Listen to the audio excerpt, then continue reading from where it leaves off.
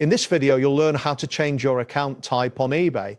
By following these instructions, you will be able to switch between personal and business accounts according to your needs. Begin by logging into your eBay account using your credentials.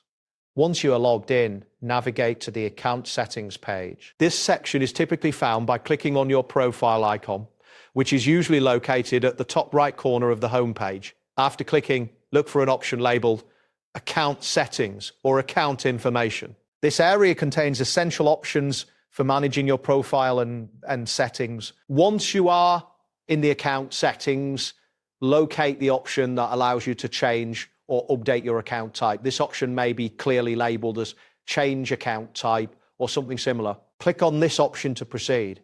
After selecting the account type change, you will need to choose the new account type you wish to switch to, either personal or business. If you select a business account, additional fields may appear requiring more information about your business. Carefully fill out any required fields, ensuring that all entered information is accurate.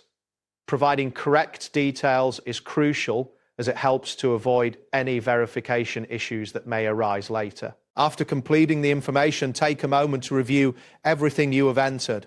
Once you are confident that the information is correct, you can continue to the next step. After you've reviewed your details, the next action is to confirm the account type change. Look for a button labeled Confirm or Save Changes and click it. The platform will then process your request, applying the new settings to your account.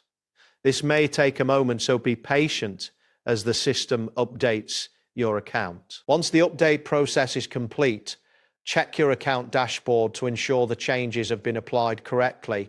Depending on the new account type you selected, some features may change. If the system requires additional verification, follow any instructions provided to complete that process. Your account will now operate under the updated account type. That wraps up today's guide. Thanks for watching and catch you in the next tutorial.